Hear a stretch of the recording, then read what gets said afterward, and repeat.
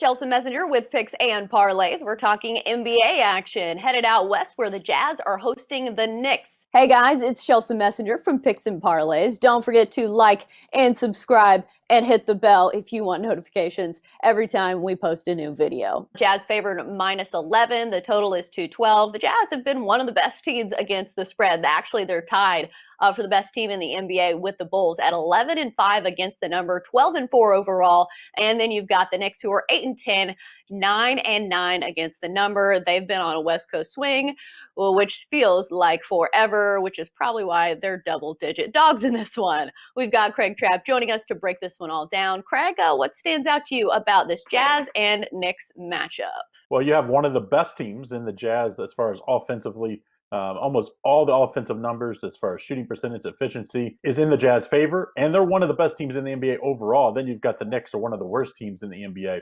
When they get it done, Tom Thibodeau style, it's about the defense and low-scoring games, and that's a tough way to win in the West because the Jazz and rest of these top teams in the West can really score points. So the Jazz at 11. I think still very good value on the Jazz. They're 8-2 overall and 8-2 against the spread in their last 10 games.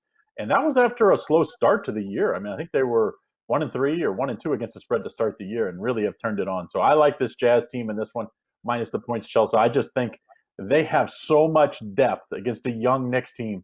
And when the Knicks get down, they just don't really have any answers. They don't have an offensively gifted team. They have to win with defense and slow down game. And that's the exact opposite the way the Jazz have been playing this year. Yeah, historically, I think the Jazz are one of the hottest three-point shooting teams historically right now. I think they've made 20 or more threes in 4 of their last 6. So they've been just hammering away from the three-point line, and it just makes it hard for teams to keep up. We saw it kind of against the Pelicans, and I think it's going to be more the same against the Knicks. For the Knicks, offense has been hard to come by if they're not dominating down low. Julius Randle has had some big nights statistically. I've made some money off props up for him.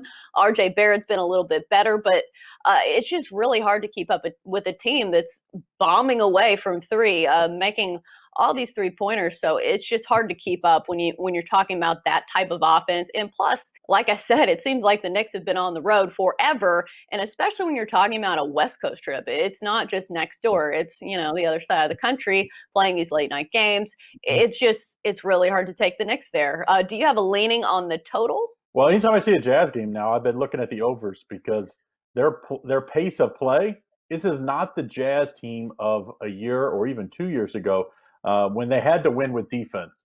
Now it's a Jazz team that's still good on defense, but they play much faster, so their games score a lot higher. I think this one goes well over. But the problem is if you get a lopsided game, sometimes the reason why my top plays on the side is when you get a lopsided game, which I think this will be in the Jazz's favor, then the Jazz take out their best players, their best shooters, and play a little slower.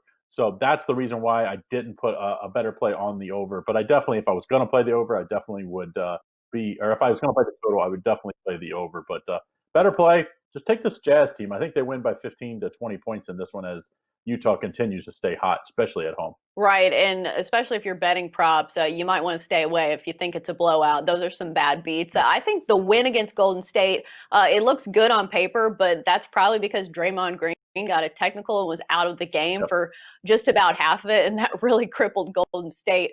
And going forward, they just didn't care to keep up. So that was a blowout win for the Knicks, but a little bit deceiving on paper. But that's going to do it for our NBA talk here on Picks and Parlays. Great stuff from Craig Trapp. As always, Craig, thanks for joining us.